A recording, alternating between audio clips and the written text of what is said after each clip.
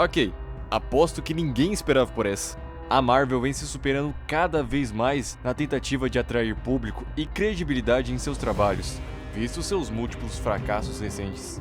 O que é uma pena, para quem já foi muito feliz com tantos filmes bons que saíam um em sequência do outro, ter que ver cada ano que passa mais e mais filmes desse novo MCU ir de ralo, o que, convenhamos, é bem a cara da Disney atual. Eu vou mostrar nesse vídeo como a Marvel chegou no fundo do poço, seus inúmeros erros após o Ultimato e o porquê de não haver mais solução. E antes que falem de Robert Downey Jr., ele é apenas mais um indício do problema. Mas calma, vocês vão entender.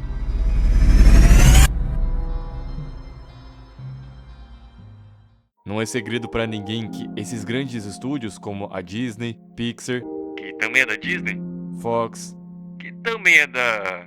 bom, aquela empresa do Mickey lá, dominam a tal indústria. E como fazem isso? Bom, como qualquer negócio, o bom e velho dinheiro. O gasto com cinema é altíssimo. O custo para produzir esses tão famosos blockbusters não é nada barato. Exige muito com produção, pós-produção, equipe e todo o processo que envolve esses trabalhos. Então, se é preciso gastar muito para se fazer um filme desses, eles não podem esperar uma baixa bilheteria, né? Até porque milhões de dólares já foram arrecadados com todos esses filmes ao longo dos anos. O sucesso é na certa. Bom, realmente foi assim, por bastante tempo. Mas não é mais o que vem acontecendo. A gente saiu de filmes com bilheterias na casa dos bilhões para um dos últimos filmes lançados, as Marvels, fazendo em seu fim de semana de estreia apenas 46 milhões, sendo desde o início do MCU em 2008 a pior arrecadação da história. E isso se deve a um grande fator.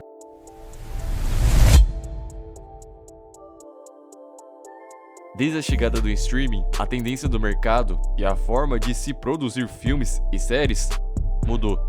Não é mais a televisão ou companhias de cinema que ditam o ritmo. Se gasta muito com assinaturas, royalties, e isso por si só, nas mãos de empresas que estão sempre de olho em novas tendências, é claro que não deixariam de lado essa oportunidade. E isso impactou diretamente nas obras da Marvel, porque agora, além dos filmes para cinema, temos a continuação desse universo nas séries feitas para o Disney Plus. E não estamos falando de uma série, estamos falando de várias. O que começou em janeiro de 2021 com WandaVision foi se expandindo, com Loki, Falcão e Soldado Invernal, Invasões, She-Hulk, Miss Marvel, a série do Gavião Arqueiro, Cavaleiro da Lua, enfim. Se você conseguiu assistir todas elas, olha, meus parabéns, cara. Você é um guerreiro. A gente percebe que não é a mesma coisa que a gente sentia quando ia ao cinema, ao ver essas séries novas da Marvel. Tem algo faltando, e esse algo se chama qualidade. Tá muito claro que a qualidade caiu, não tem o mesmo peso e impacto que as obras de alguns anos atrás nos fazia sentir, com cenas frenéticas, roteiros bem elaborados, personagens bem construídos, histórias profundas. Tudo isso se perdeu. E o porquê? Quantidade maior que qualidade. A regra é simples. Precisamos de dinheiro. Agora temos um streaming. As séries precisam sair o quanto antes. Temos produtos para vender, campanhas de marketing para lançar. Então, o que fazer? Acelerar a produção. E é daí que vem boa parte da queixa com as séries e filmes que a Marvel tem lançado nos últimos anos. Vamos dar um exemplo básico aqui, que geral já comentou e sabe que para ser ruim, ainda falta muito.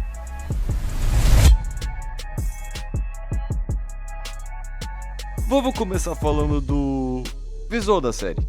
Para quem viu filmes da Marvel concorrendo em diversos anos no Oscar na categoria de efeitos especiais, ver o que fizeram em She-Hulk chega a ser um crime.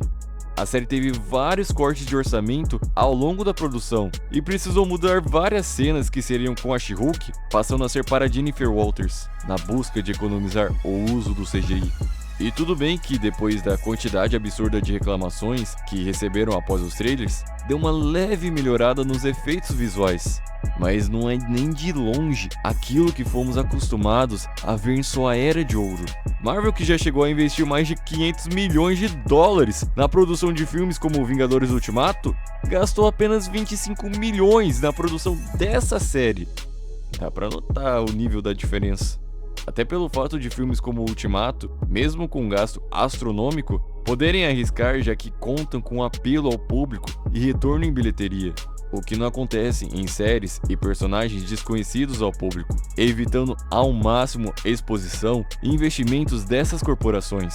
E mesmo sem tantos investimentos, a pressão da companhia por produções saindo em prazos cada vez menores só gera mais revolta, tanto nossa que assiste, quanto de quem é um mero trabalhador produzindo para esses grandes estúdios. Tanto é que ano passado, mais ou menos em agosto, artistas de efeitos especiais que trabalhavam na Marvel e outros filmes da Disney cobraram por uma abertura de sindicato, exigindo direitos de melhores condições de trabalho, uma boa base salarial, já que esses profissionais são um dos poucos na indústria do cinema que não possuem direito trabalhista algum.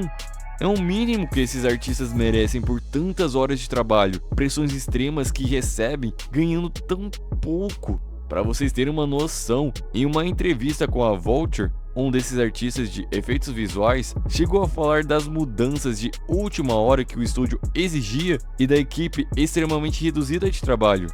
Abre aspas. 1 ou 2 meses antes do lançamento, eles pedem para a gente mudar todo o terceiro ato. Todos os projetos da Marvel tendem a ter menos pessoas do que o necessário. Enquanto eu costumo trabalhar em equipes de 10 artistas em filmes de outros estúdios, os da Marvel são 2 pessoas, incluindo eu. Só com essas 2 falas, já dá pra entender um pouco o tamanho do abuso que esses profissionais passam há anos nessa empresa. É realmente uma vergonha. E se vocês pensam que apenas os artistas desses efeitos foram afetados, passou longe de acertar, parceiro.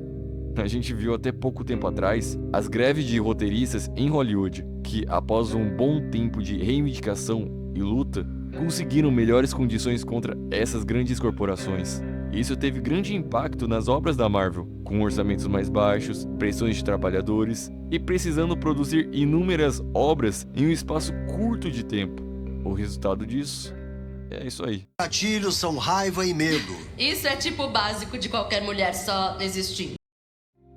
E não é só a queda na qualidade de efeitos especiais, é tudo. Direção, roteiro, atuação, personagens, a forma de contar uma história, tudo parece que foi por água abaixo.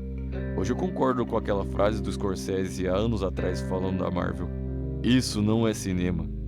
Mas há mais problemas por trás da queda dessa grande empresa. Não tô falando só de prazos, de investimentos, de greves.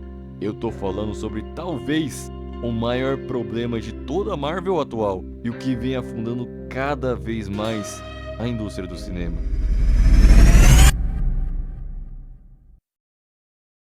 Precisamos entender uma coisa antes: cultura woke.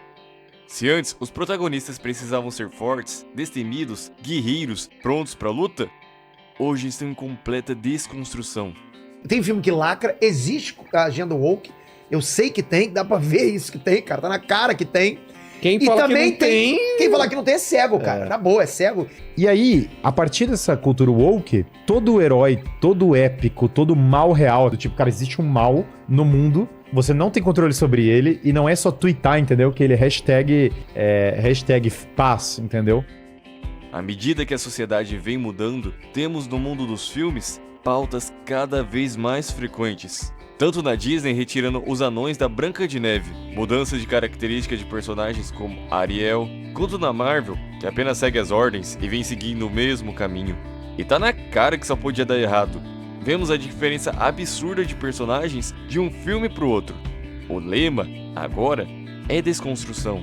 O herói chora, não tem força, garra ou tem grandes ambições. Vemos cada vez mais destaques em personagens femininos, seja a própria Capitã Marvel, na série do Gavião, She-Hulk, Miss Marvel, dando foco em mulheres independentes, que lutam e enfrentam seus próprios problemas. Até aí, tudo bem. Se são boas heroínas e boas histórias, não vejo problema algum. Mas é aí que as coisas complicam. Não só a queda das bilheterias que explicam isso. É todo esse novo universo, que antes mesmo de definir sua história e a profundidade dela, utiliza de movimentos políticos e pautas para se promover e garantir a atenção de bolhas que hoje comandam as redes sociais. A estratégia é clara. Precisamos de marketing, não queremos gastar tanto em divulgação. E se colocarmos personagens que irão agradar essa galera? E já que são tão engajados com essas redes, vão divulgar, comentar e aí, além de ser aceito, vamos ganhar público e grana em cima. Na teoria foi uma boa ideia, mas na prática não agradou ninguém. Primeiro porque não são boas histórias. O roteiro é fraco e falta originalidade, identidade. Coisas até simples, mas que foram totalmente deixadas de lado. A estrutura de um filme é um roteiro, e no momento que isso fica para segundo plano, a qualidade é a primeira a cair. Segundo porque, ao buscar trazer novos públicos, a Marvel conseguiu afastar todos que realmente curtiam seus filmes. O trabalho de anos, filme por filme, construído de uma forma lenta e calculada, começou a ser feito na pressa e com arcos que hoje não fazem nenhum sentido.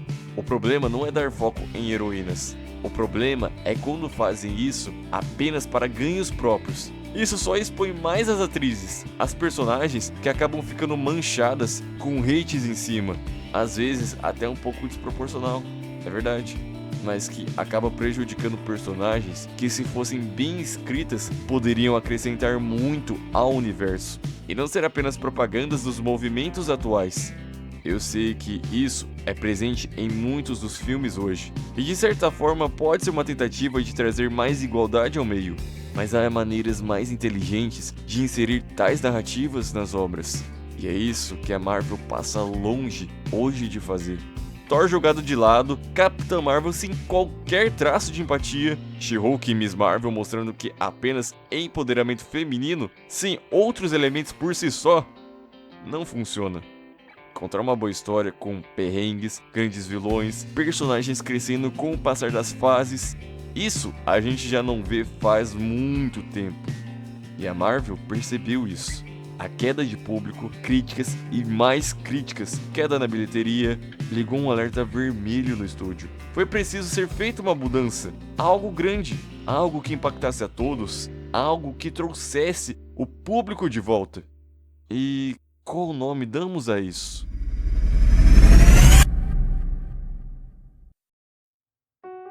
New mask. Same task. Bom, acho que não podemos duvidar da ousadia da Marvel. Não é a primeira vez que vemos a volta de antigos personagens queridos pelo público nesse universo, o chamado fanservice. A Marvel vive disso há alguns anos. Homem-Aranha Sem Volta Pra Casa é um bom exemplo. Tudo bem que os personagens do universo do Homem-Aranha do Tobey Maguire e os do Andrew Garfield não fazem parte do MCU, mas não tira a pura estratégia em atrair gente ao cinema, apenas para satisfazer os desejos dos fãs. E deu certo. É a segunda maior bilheteria da história da Marvel. E se o filme tem sim seus furos de roteiro, e tá longe de ser perfeito, consegue ainda assim ser um dos últimos filmes que se salvam da Marvel. Naquele momento, era o pontapé inicial do novo universo, sendo o ano de lançamentos das séries como WandaVision, Loki, Falcão e Soldado Invernal. Era o início do novo ciclo. Então era importante gerar impacto, trazer algo diferente, trazer um bom gosto pro público, de coisas que ainda iriam surgir, e coisas que os fãs poderiam naquele momento desfrutar. A função dos 3 Homem-Aranhas, juntos, era essa: trazer ao cinema pessoas que cresceram assistindo aos seus filmes, seja a versão do Tobey, do Andrew Garfield, e naquele ponto funcionou. Mas é preciso entender que até então, a Marvel ainda não estava em declínio. Bom, quer dizer, ali foi o começo. Hoje o cenário é outro. Os últimos filmes da empresa fracassaram, a fase 4 deu errado, a quinta foi pelo mesmo caminho. Então por que Robert Downey Jr.? Por que o Doutor Destino? Como ele dará certo? É preciso ver que até o início de 2023, a Marvel tinha tudo definido. Faria mais alguns filmes da fase 5, como o filme do novo Capitão América, Admirável Mundo Novo, a série da Agatha, derivada de WandaVision, e depois entraria de vez na fase 6, com 2 filmes dos Vingadores, a Dinastia Kang e Guerras Secretas. E aí nasceu um dos maiores problemas que a Marvel encontrou nos últimos anos. Kang era para ser o principal vilão dessa nova fase, aparecendo pela primeira vez no MCU no final da primeira temporada de Loki, e depois sendo o vilão principal de Homem-Formiga e a Vespa, Quantumania. Kang é um personagem poderoso, que pode viajar por inúmeras linhas do tempo, além de possuir muitas variantes de si mesmo, além de conquistar e manipular mundos. O tipo de vilão que na teoria poderia assumir o manto deixado por Thanos, mas só na teoria, já que, por melhor que tenha sido a atuação de Jonathan Majors no papel, ele foi acusado e condenado por assédio e violência doméstica.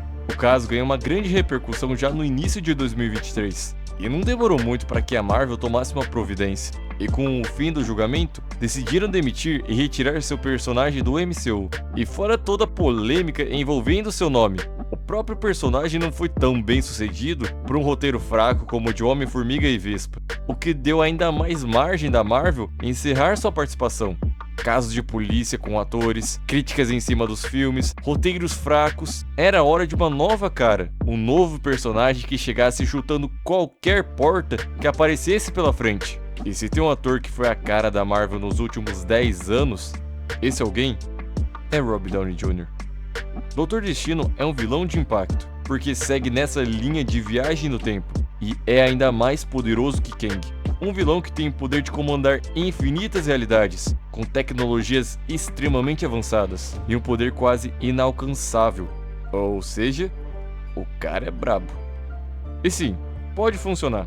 É claro que pela falta de organização e mudança de planos em cima da hora, fica difícil ter 100% de certeza no que a Marvel está fazendo, já que fomos de Dinastia Kang para Vingadores Doomsday em um intervalo muito curto de tempo. O filme está previsto para ser lançado em maio de 2026. E conta com quem na direção? Sim, meus amigos, a volta dos irmãos russos. Na verdade, foi uma das exigências para a volta de Robert Downey Jr. ao MCU. E a Marvel atendeu, o que não irá custar barato à empresa da Disney. Mas pode ser um grande acerto, apesar dos últimos filmes dos irmãos Russo não terem sido grandes sucessos. Eles têm uma experiência muito grande trabalhando nesse universo, o que só deixa mais claro o tamanho do desespero. Sim, às vezes velhos nomes que conhecem bem a fórmula podem trazer melhores rumos para uma empresa que conseguiu ser referência em filmes de super-herói por um bom tempo. Por outro lado, é preciso lembrar o risco que é colocar um dos maiores nomes e personagens do MCU como estampa dessa nova fase da Marvel, numa tentativa desesperada de recuperar reputação, prestígio e apego popular. Em outras palavras, Robert, faz o favor, salva nós! Irmãos Russo, eu pago o que vocês quiserem. Só faz um novo ultimato pra galera, que eu tô louco pra sair contando dinheiro. Empresas grandes visam isso. A Marvel demorou até pra mudar, mas chega uma hora que é preciso arriscar. Eu torço que dê certo, e filmes que viraram estádio de futebol nos cinemas voltem a se repetir, e personagens que um dia tinham personalidade e profundidade possam novamente aparecer, seja em streamings ou nas telonas, mas nem que chegue apenas perto da era que já foi um dia. A busca da Marvel, sim, é voltada ao dinheiro, e se não engajar ou der lucro, eles mudam. O público também deu uma mudada, e se perdeu a base do que era considerado bons filmes. Com uma nova cultura no cinema, a produção ficou muito maior e a qualidade caiu. E no fim das contas, o desespero cresceu. Pode não haver mais solução, pode ter chegado ao fim. Talvez o Thanos tenha destruído o universo, e a gente não viu. É difícil acreditar que ainda há bons filmes e roteiros que possam surgir. Mas se o Homem de Ferro já salvou esse universo uma vez, por que o Doutor Destino não pode salvar de novo? Bom, é isso, galera. Espero que tenham curtido o vídeo. Comenta aqui embaixo o que vocês pensam dessa nova fase da Marvel, se ainda há alguma esperança. Deixe seu like pra me dar aquela moral que ajuda demais a crescer aqui no YouTube. Se inscreva no canal e ativem o sininho para ficar por dentro dos próximos conteúdos. Valeu, falou e até o próximo vídeo.